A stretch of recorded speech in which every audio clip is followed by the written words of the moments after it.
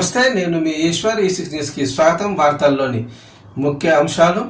ఈ formula case వ్యవహారంలో కేటీఆర్పై Telangana ACB case నమోదు చేసిన విషయం తెలిసిందే.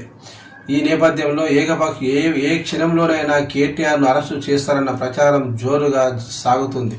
బీఆర్ఎస్ భవన్ వద్ద భారీగా పోలీసులు మోహరించారు.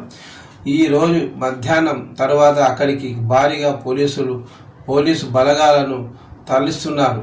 దీంతో కేటీఆర్ అరెస్టు నేపథ్యంలో ముందు జాగ్రత్తగా బలగాలను మోహరిస్తున్నట్లు ప్రచారం జరుగుతున్నది. ఈ విషయమై బీఆర్ఎస్ కీలక నేత క్రిషాంక్ తన సోషల్ మీడియా ఖాతాలో పోస్టు చేశారు. పోలీసులు భారీగా మోహరించారని పేర్కొన్నారు. కేటీఆర్ నివాసం వద్ద సైతం భారీగా పోలీసులు చేరుకున్నట్లు తెలుస్తుంది.